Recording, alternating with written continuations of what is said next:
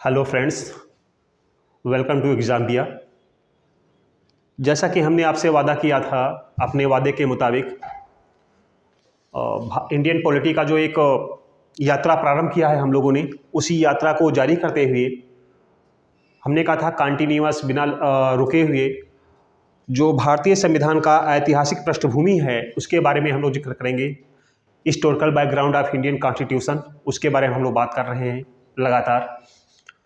तो आज जो है हम एक्ट ऑफ सेटलमेंट 1881 से लेकर के 1950 तक के दरमियान जो भी महत्वपूर्ण घटनाएं घटी हैं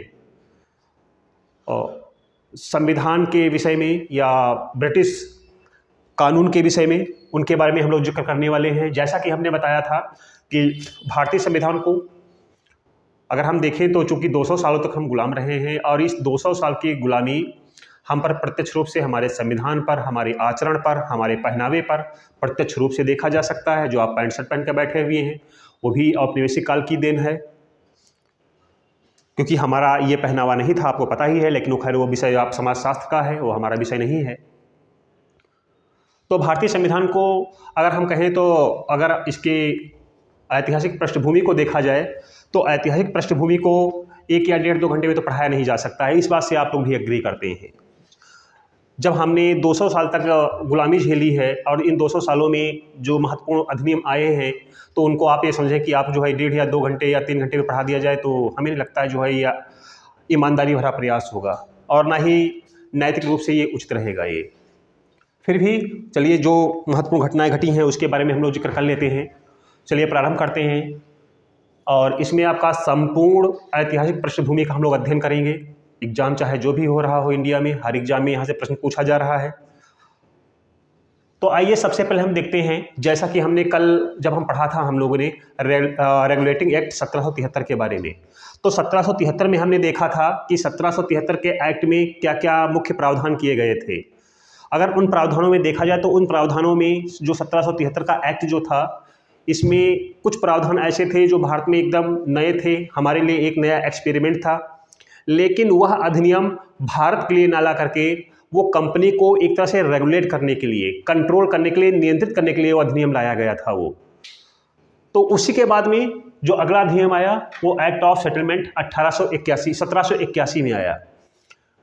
एक्ट ऑफ सेटलमेंट 1781 में जो मुख्य मुख्य प्रावधान किए गए थे, इसमें सबसे पहले जो प्रावधान किया गया था, जो कोलकाता की सरकार जो थी, जिसको हम बंगाल की सरकार बोलते थे, हम जब बोलेंगे कोलकाता की सरकार तो इसका मतलब हुआ कि ब्रिटिश गवर्नमेंट की हम लोग बात कर रहे हैं, इंडियन गवर्नमेंट की बात नहीं कर रहे हैं, क्योंकि इसमें इंडियन गवर्नमेंट जैसी कोई चीज़ नहीं हुआ करती थी।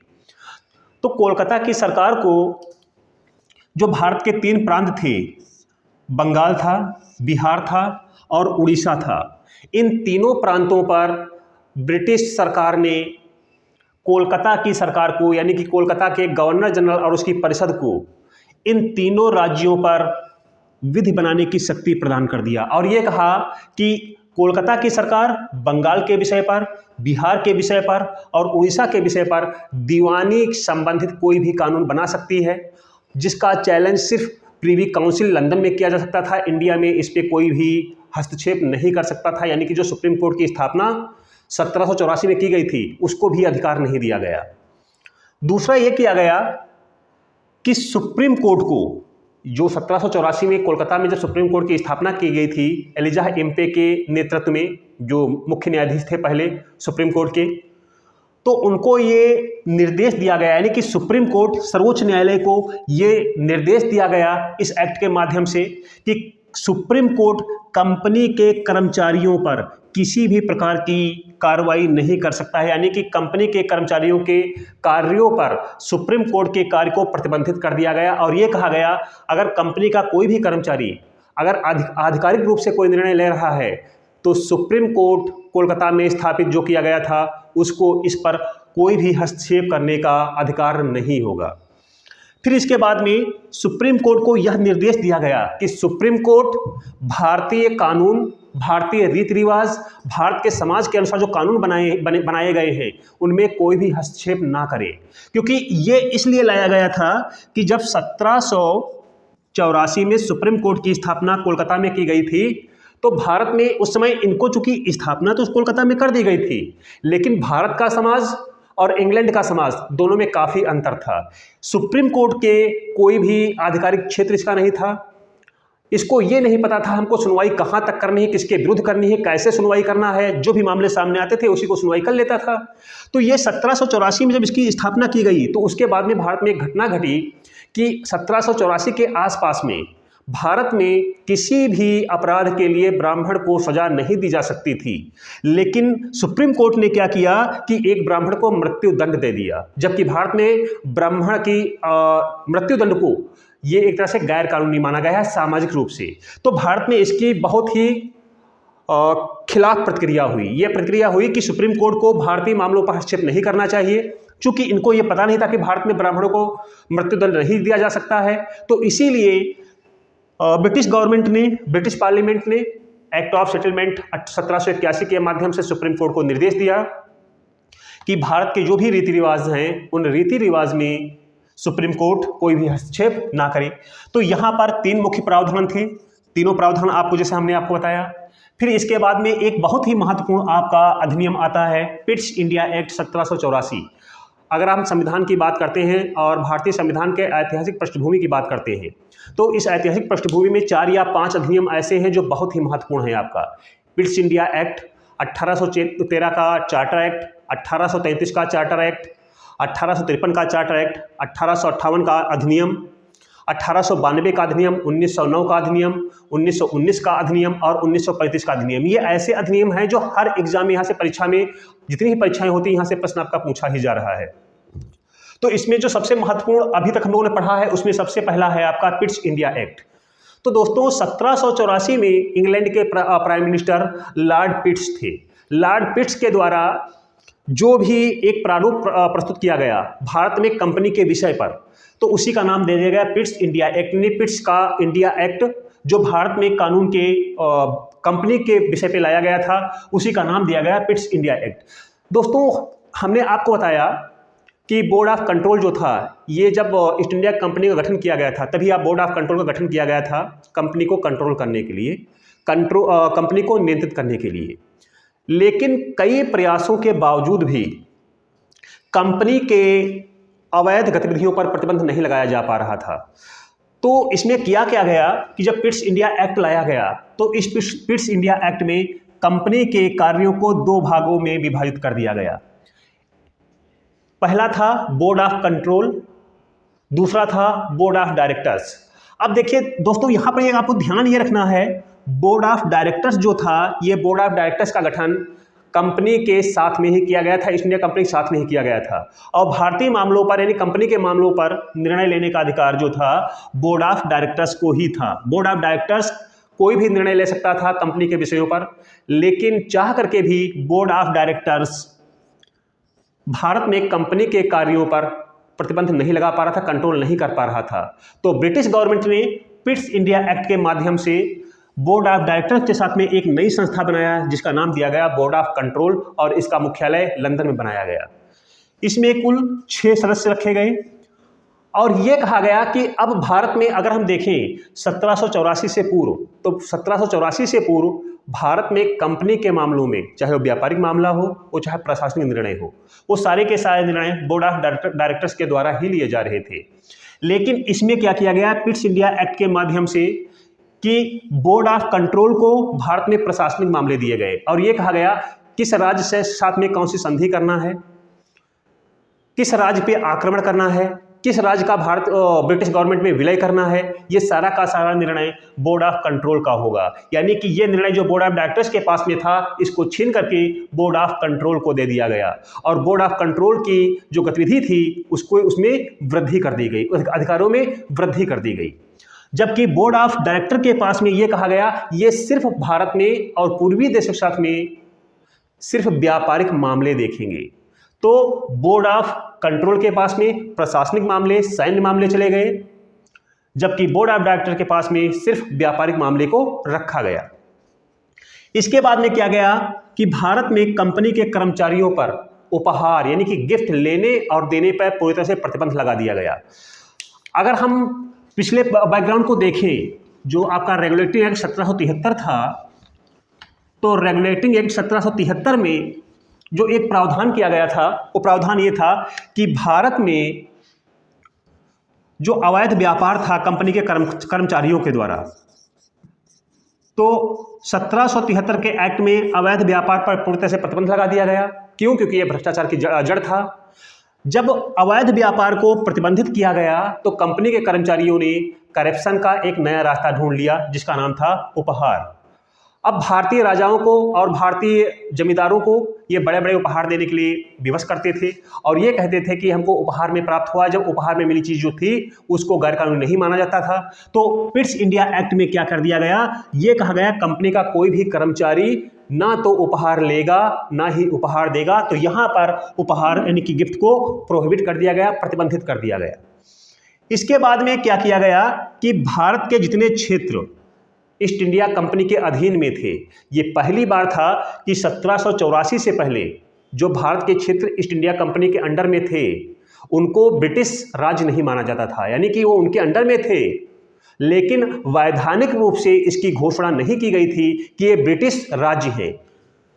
पिट्स इंडिया एक्ट 1784 में यहाँ पर यह प्रावधान कर दिया गया कि ईस्ट इंडिया कंपनी के अंडर में, यहाँ पर आप देख रहे हैं ईस्ट इंडिया कंपनी के अंडर में भारत के जो जो क्षेत्र हैं, अब वह क्षेत्र ब्रिटिश क्राउन क्षेत्र कहलाएंगे, यानी कि अब उनका कहा जाएगा कि ईस्ट इंडिया कंपनी का क्षेत्र ब्रिटेन की महारानी या महाराजा का क्षेत्र होगा। ये पहली बार प्रावधान किया गया था। और इसके बाद में जो इसमें तीसरा महत्वपूर्ण प्रावधान था, वो महत्वपूर्ण प्रावधान था गवर्नर जनरल की जो परिषद थी, ये परिषद की संख्या घटा दी गई। जो इसमें मेंबर थे उन मेंबर की संख्या घटा दी गई। पहले इसमें 4 संख्या हुआ करती थी, इनको घटा करके इनकी संख्या 3 कर दी गई। तो इसमें मुख्य प्रावधान जो थे 4 थे। पिट्स इंडिया एक्ट में बोर्ड ऑफ कंट्रोल का गठन किया गया, उपहार को प्रतिबंधित कर दिया गया, भारत में ईस्ट इंडिया कंपनी के अधीन क्षेत्र को ब्रिटिश क्राउन क्षेत्र घोषित किया गया, और चौथा प्रावधान था गवर्नर जनरल की परिषद में सदस्यों की संख्या 4 को घटा करके 3 कर दी गई। अब हम लोग देखते हैं चार्टर एक्ट 1813। तो दोस्तों आपको ध्यान ये रखना है कि 1813 चार्टर एक्ट से पहले एक और चार्टर एक्ट आया था 1793 में। तो अगर हम चार्टर एक्ट को देखें तो हर एक चार्टर एक्ट का दूसरे चार्टर एक्ट के बीच में जो टाइम ड्यूरेशन रहा है, समय अंतराल रहा है, वो 20 साल का रहा है। जितने भी आप चार्टर एक्ट देखेंगे हर एक चार्टर एक्ट 20 साल के अंतराल पर आया है। तो हमने बताया ये चार्टर एक्ट 1813 से पहले एक चार्टर एक्ट आया था 1793। इसमें बस एक ही प्रावधान किया गया था। इसमें प्रावधान इस बात का किया गया था कि जो कंपनी के कर्मचारी जो थे उनको वेतन देने की व्यवस्था भारतीय कोष से की गई और इसका कोई विशेष महत्व नहीं था। लेकिन 1813 चार्टर एक्ट और चार्टर एक्ट 1833 इसको बिना पढ़े तो हम भारतीय संविधान को समझ ही नहीं सकते हैं, क्योंकि ऐतिहासिक पृष्ठभूमि को हम समझ रहे हैं। तो इसमें देखते हैं चार्टर एक्ट 1813। अब देखिए जब चार्टर एक्ट 1813 लाया गया तो इस चार्टर एक्ट में जो पहला प्रावधान किया गया, पहला प्रावधान ये किया गया कि भारतीयों की शिक्षा पर 1 लाख रुपए खर्च करने का प्रावधान किया गया। ये कहा गया कि ब्रिटेन में जब पहली बार बजट प्रस्तुत किया गया और उस बजट में पहली बार भारतीयों की शिक्षा पर ध्यान दिया गया, तो हम ये कह सकते हैं कि ये पहला अधिनियम था जहां पर भारतीयों की शिक्षा पर कोई प्रावधान किया गया था, भारतीय शिक्षा पर ब्रिटिश गवर्नमेंट ने ध्यान दिया था। दूसरा ये था कि ब्रिटेन में जो ईसाई मिशनरीज थे, ईसाई धर्म प्रचारक जो थे, इनकी बहुत दिन से मांग थी कि उन्हें भारत और पूर्वी देशों के साथ में ईसाई धर्म के प्रचार की अनुमति मिलनी चाहिए। तो जब ये अधिनियम आया चार्टर एक्ट, इस चार्टर एक्ट के माध्यम से ईसाई धर्म प्रचारकों को भारत में धर्म प्रचार की अनुमति प्रदान कर दी गई। ये कहा गया अब ईसाई मिशनरीज भारत में और पूर्वी देशों के साथ में जाकर के अपने धर्म का प्रचार कर सकते हैं। तो इसमें एक प्रावधान ये किया गया था। फिर इसके बाद में था जो बहुत ही महत्वपूर्ण घटना थी, ये महत्वपूर्ण घटना ये थी कि भारत में जितने भी ब्रिटेन की कंपनियां थीं, सभी कंपनियों को भारत में व्यापार करने का अधिकार नहीं था। भारत में कंपनी का जो ऑथराइज कंपनी थी का व्यापार करने के लिए वो सिर्फ एक ही कंपनी थी, ईस्ट इंडिया कंपनी, यानी कि सभी कंपनियों को भारत में व्यापार करने का अधिकार नहीं था। तो जब लगा गवर्नमेंट को, ब्रिटिश गवर्नमेंट को, कि सारे प्रयासों के बावजूद भी ईस्ट इंडिया कंपनी में करप्शन नहीं रुक पा रहा है, भ्रष्टाचार नहीं रुक पा रहा है, तो ब्रिटिश गवर्नमेंट ने यह महसूस किया कि कंपनी को ऐसा लगता है कि कंपनी का चूंकि इन देशों के साथ में व्यापारिक एकाधिकार है, तो कंपनी का व्यापारिक एकाधिकार होने के नाते कंपनी को ऐसा प्रतीत होता है कि उनके कार्यों में कोई हस्तक्षेप नहीं किया जाएगा। तो यहाँ पर क्या किया गया, भारत एवं पूर्वी देशों के साथ में कंपनी का व्यापारिक एकाधिकार समाप्त कर दिया गया। अब यह कहा गया यहाँ पर कि ईस्ट इंडिया कंपनी के साथ साथ में ब्रिटेन की अन्य कंपनियां भी भारत एवं पूर्वी देशों के साथ में व्यापार कर सकते हैं। तो यहाँ पर जो ट्रेड मोनोपोली थी ईस्ट इंडिया कंपनी की, यहाँ पर तोड़ दिया गया। लेकिन इसमें एक शब्द लगाया गया, लेकिन कंपनी का चीन के साथ में चाय एवं अन्य व्यापारों पर एकाधिकार बना रहा। यह कहा गया है कि चीन को छोड़ करके ब्रिटेन की अन्य कंपनियां किसी भी देश के साथ में व्यापार करने के लिए स्वतंत्र होंगी। और तीसरी चीज इसमें जो थी, चौथी चीज सबसे महत्वपूर्ण ये थी कि यहाँ पे जो बोर्ड ऑफ डायरेक्टर्स जिसकी स्थापना पिट्स इंडिया एक्ट में की गई थी, बोर्ड ऑफ कंट्रोल, सब माफी चाहेंगे, ये बोर्ड ऑफ कंट्रोल है, तो बोर्ड ऑफ कंट्रोल की शक्तियों में बहुत अधिक इजाफा कर दिया गया, बहुत अधिक वृद्धि कर दी गई। इसके बाद में जो चार्टर एक्ट, सबसे महत्वपूर्ण चार्टर एक्ट, जितने भी चार्टर एक्ट आए हैं सभी चार्टर एक्ट में सबसे महत्वपूर्ण चार्टर एक्ट 1833 का ही चार्टर एक्ट है। क्योंकि जो वर्तमान में हम भारत देख रहे हैं, शक्तिशाली केंद्र देख रहे हैं, केंद्र सरकार को देख रहे हैं, इस सिस्टम का प्रारंभ, जो प्रारंभिक लक्षण हमको प्राप्त होते हैं, वो प्रारंभिक लक्षण हमको चार्टर एक्ट 1833 से ही प्राप्त होते हैं। 1833 के चार्टर एक्ट में अगर हम देखें तो इसमें पहला प्रावधान था कि भारत में केंद्रीकरण शासन व्यवस्था का प्रारंभ होता है। सेंट्रलाइज्ड रूलिंग सिस्टम इंडिया में यहाँ पे सबसे पहले जो है इंट्रोड्यूस किया गया था। दूसरा ये था इसको बहुत याद रखिएगा, बहुत क्वेश्चन आपका आता है, कि जो बंगाल का गवर्नर जनरल था 1773 के एक्ट में बंगाल का गवर्नर जनरल के पोस्ट को सृजित किया गया था, बनाया गया था। तब से लेकर के बंगाल का गवर्नर जनरल अलग होता था, उसको भारत का गवर्नर जनरल नहीं कहते थे। तो यहाँ पर कहा गया कि जो बंगाल का गवर्नर जनरल है अब वो भारत का गवर्नर जनरल कहलाएगा। तो बंगाल के पहले गवर्नर जनरल वारेन हेस्टिंग्स थे, लेकिन भारत के पहले governor general Lord William Bentinck थे। बहुत बार प्रश्न आया हुआ है, इसको ध्यान रखिएगा आप लोग। तो यहाँ पर क्या किया गया, बंगाल के गवर्नर को भारत का गवर्नर जनरल डिक्लेयर कर दिया गया। और लॉर्ड विलियम बेंटिंक जो भारत में सामाजिक सुधारों में जिनकी बहुत बड़ी भूमिका है, इन्होंने ही भारत में सती प्रथा पर रोक लगवाया था, काफ़ी इन्होंने सुधार में काम किया है।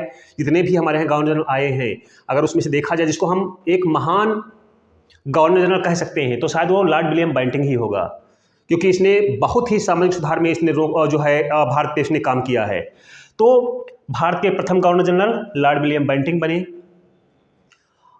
उसके बाद में भारत में विधि संहिता यानी कि कानून को लिप्यांतरण करने के लिए, कानून को लिखने के लिए भारत में पहली बार एक विधि आयोग का गठन किया गया, लॉ कमीशन बनाया गया। पहली बार था जब भारत में लॉ कमीशन बनाया गया था।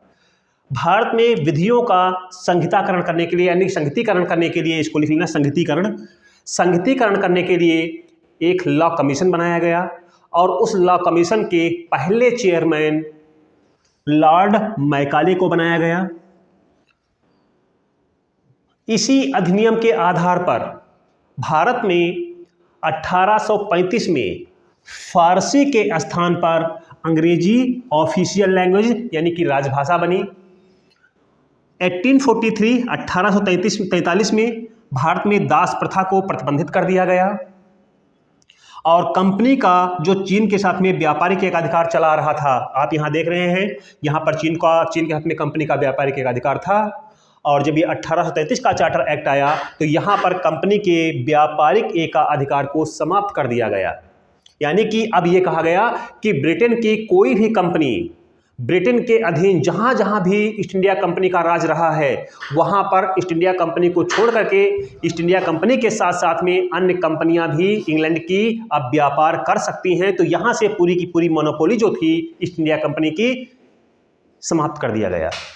और इसमें एक बहुत ही महत्वपूर्ण टॉपिक था, जो ईस्ट इंडिया कंपनी जो थी, ईस्ट इंडिया कंपनी में जो कर्मचारी काम कर रहे थे, जो अधिकारी काम कर रहे थे, इनके नियुक्ति का आधार जो था, यानी कि उसमें जो कर्मचारी नियुक्त किए जा रहे थे, अधिकारी नियुक्त किए जा रहे थे, उनके नियुक्ति का आधार विशेष रूप से जन्म स्थान था। यह कहा गया कि ईस्ट इंडिया कंपनी में कर्मचारी के रूप में, अधिकारी के रूप में काम करने वाला जो भी व्यक्ति है वो ब्रिटेन का रहने वाला ही होना चाहिए और उच्च रक्त कुल से होना चाहिए। यानी कि ईस्ट इंडिया कंपनी में पूरे ब्रिटेन के लोगों की सहभागिता नहीं थी, उसमें बहुत ही सीमित लोगों की सहभागिता थी। दूसरा इसमें था कि कोई भी स्त्री भारत में ईस्ट इंडिया कंपनी में काम नहीं कर सकती। तो ईस्ट इंडिया कंपनी में जन्म स्थान के आधार पर और लिंग के आधार पर, और तीसरा था रंग के आधार पर, जो गोरे लोग थे इन्हीं को रखने का प्रावधान था। जब चार्टर एक्ट 1833 आया तो इस चार्टर एक्ट में क्या किया गया, कंपनी में जो कर्मचारी जो काम कर रहे थे उसमें यह कहा गया कि अब कंपनी में जो कर्मचारी होंगे उनको लिंग, जाति, जन्म स्थान या रंग के आधार पर कोई भी भेदभाव नहीं किया जाएगा। और यहीं से भारतीयों के लिए ईस्ट इंडिया कंपनी में रास्ते खुल जाते हैं। लेकिन वो अलग बात है, किसी भी भारतीय को उच्च पद पर नहीं विराजमान किया गया। और यहीं पर भारत में सबसे पहले कंपटीशन एग्जाम, प्रतियोगिता परीक्षा को इंट्रोड्यूस करवाया गया था। ये 1853 में, ये बाद में आया है।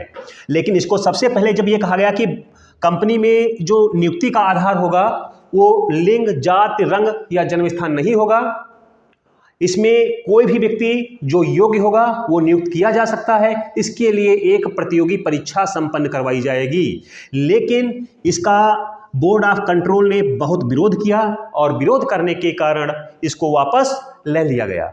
अब इसके बाद में हम लोग देखते हैं 1853 का चार्टर एक्ट। अब हम लोग देखते हैं चार्टर एक्ट 1853 के बारे में। ये 1833 के चार्टर एक्ट के बारे में बाद में चार्टर एक्ट 1833 आया, 1853 आया। 1853 चार्टर एक्ट का जो शिल्पकार है, जो आर्किटेक्चर है, जो निर्माता है, वो माना गया है लॉर्ड डलहौजी को, जो भारत में बहुत ही कुख्यात व्यक्ति है ये। तो इस चार्टर एक्ट की अगर सबसे बड़ी विशेषता देखें तो इस एक्ट की सबसे बड़ी विशेषता ये है कि आप लोगों के लिए जो मुसीबत है प्रतियोगी परीक्षा, कंपटीशन एग्जाम, ये प्रतियोगी परीक्षाओं का जो प्रारंभ किया गया था इन्हीं चार्टर एक्ट के अंडर में किया गया था 1854 में। जैसा कि आप देख पा रहे हैं, इसका शिल्पकार लॉर्ड डलहौजी था। कंपनी में नियुक्ति के स्थान पर प्रतियोगी परीक्षाओं का प्रावधान किया गया। इसमें जो प्रतियोगी परीक्षाओं का जो प्रावधान किया गया था वो किया गया था लॉर्ड मैकाले समिति की सिफारिश पर। लॉर्ड मैकाले समिति ने ये सिफारिश किया था कि कंपनी में नियुक्ति के स्थान पर प्रतियोगी परीक्षाओं को आधार बनाया जाना चाहिए। और पहली बार 1854 में लंदन में ICS का एग्ज़ाम करवाया गया, इंडियन सिविल सर्विसेज का एग्ज़ाम करवाया गया। उसके बाद की जो कहानी है हम लोग बाद में देखेंगे हम लोग। फिर इसके बाद में क्या किया गया दोस्तों, जो एक गवर्नर जनरल की जो परिषद थी, हमने आपको बताया था जब 1835 का अधिनियम आया था तो इस अधिनियम की विशेषता क्या थी, इसमें जो गवर्नर जनरल था, गवर्नर जनरल स्वयं में एक बहुत बड़ी शक्ति था इसमें, क्योंकि यहाँ पर इतनी सो शक्तियाँ प्रदान कर दी गई थी कि वहीं से पूरी की पूरी शक्ति यानी कि पूरा का पूरा राजनीतिक निर्णय लेने का अधिकार गवर्नर जनरल और उसकी परिषद को ही सौंप दिया गया था। तो वहीं से केंद्रीकरण शासन की व्यवस्था शुरुआत हुई थी 1833 से। यहाँ पर क्या किया गया, यहाँ पर जो गवर्नर जनरल की जो परिषद थी इसको दो भागों में विभाजित कर दिया गया, यानी कि इसका दो भाग कर दिए गए। एक को प्रशासनिक कार्य दिया गया, ये कहा गया कि भारत में जो एडमिनिस्ट्रेशन होगा, जो शासन प्रशासन होगा, वह एक समिति अलग करेगी और दूसरी समिति जो होगी वो क्या करेगी, विधायी कार्य करेगी। विधायी मतलब कानून का निर्माण करेगी। तो यहाँ पर प्रशासनिक कार्य और विधायी कार्यों में गवर्नर जनरल की परिषद को डिवाइड कर दिया गया। विधायी कार्यों को देखभाल करने के लिए, कानून का निर्माण करने के लिए भारत में पहली बार अखिल भारतीय विधान परिषद का गठन किया गया। और ये इसको हम केंद्रीय विधान परिषद भी बोलते हैं, इसी को हम अखिल भारतीय विधान परिषद के नाम से भी जानते हैं। ये जो अखिल भारतीय विधान परिषद जो थी, ये एक तरह से संसद की तरह थी। जो हमारी संसद कार्य करती है, बिल्कुल उसी तरह से अखिल भारतीय विधान परिषद कार्य करती थी। इसका काम था कंपनी के मामलों पर कानून बनाने का, इसका पूरा का पूरा काम था। तो यहाँ पर देखा जो मुख्य प्रावधान थे, उसके बाद में अंतिम प्रावधान जो बहुत ही महत्वपूर्ण है, क्योंकि कहा जाता है कि भारत में अंग्रेजी शिक्षा का जनक लॉर्ड मैकाले है। तो लॉर्ड मैकाले भारतीयों के लिए कोई उसका दिल नहीं धड़कता था, कोई बहुत उसका लगाव या दया नहीं था। उसका कारण क्या है अभी हम बताएंगे आपसे। लॉर्ड मैकाले के सिफारिश पर शिक्षण संस्थाओं में, यानी कि जो हमारे स्कूल, कॉलेज और विश्वविद्यालय हैं, शिक्षण संस्थानों में अंग्रेजी अनिवार्य कर दिया गया 1855 में। यह कहा गया कि भारत में जितने भी आपके शिक्षण संस्थान हैं, हर शिक्षण संस्थान में अब अंग्रेजी को पढ़ाया जाना अनिवार्य होगा। उसका मुख्य कारण यह था कि अंग्रेजी की शिक्षा दे करके भारत में ही कंपनी के लिए क्लर्क बनाना, इसका मुख्य उद्देश्य था। अब इसके बाद में हम लोग देखेंगे 1858 का अधिनियम, लेकिन इस अधिनियम को हम बाद में डिस्कस करेंगे। इतना आप लोग पढ़िए। अगर इसमें कुछ भी समझ में नहीं आता है तो आप हमें कमेंट करिए, आपको देखेंगे। और कल जो है हमारा वीडियो रहेगा वो 1858 के अधिनियम से 1950 तक के बारे में हम लोग बात करेंगे। नमस्कार।